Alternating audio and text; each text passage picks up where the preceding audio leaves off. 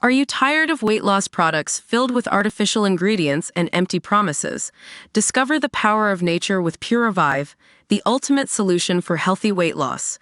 Check out the link in the video description now to start your journey with Pure Revive. This is the first picture of the driver who suffered an epileptic fit and plowed into a Wimbledon school, killing two 8-year-old girls. Claire Fremantle was at the wheel of her 80,000-pound Land Rover when she lost consciousness and slammed into an end-of-term tea party being held on the grounds of the study preparatory school. The 47-year-old has been told by the Crown Prosecution Service that she will not face any charges over the crash last July that claimed the lives of Selena Lau and Nuria Sajjad. The CPS confirmed Fremantle had suffered an epileptic fit while driving. In an emotional statement issued after the decision was announced, the mother of three said told of her deep sorrow and she had no recollection of what took place. "The tragedy will be with me for the rest of my life," she added. Mrs. Fremantle is believed to have left the family's £3 million home in Wimbledon before the CPS announcement, having previously been arrested on suspicion of dangerous driving following the accident on July 6 last year. Neighbors of the detached property close to Wimbledon Village said Fremantle and her husband Dominic, an investment banker, had gone away for a few days.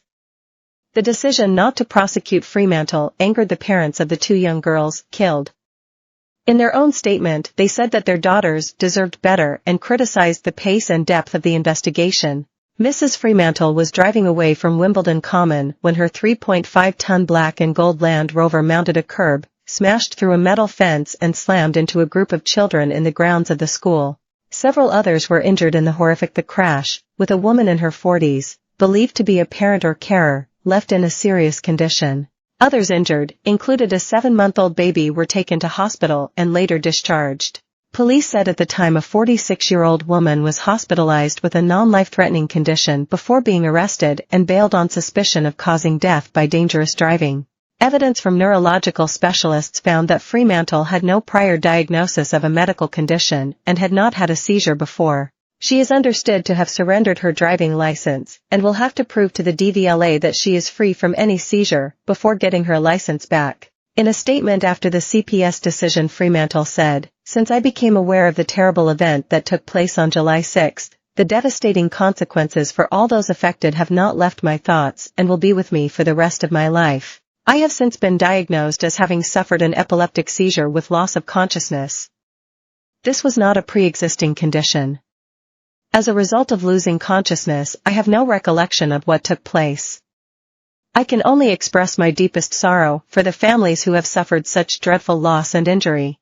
As a mother, I understand there can be no words that adequately express the pain and loss resulting from what happened in those horrendous moments while I was unconscious. My heartfelt sympathy goes out to all of the children and families affected, and especially to the parents of Nuria Sajjad and Selena Lau.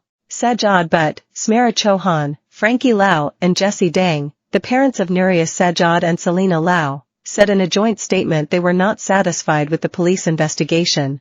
They said there are questions that remain unanswered.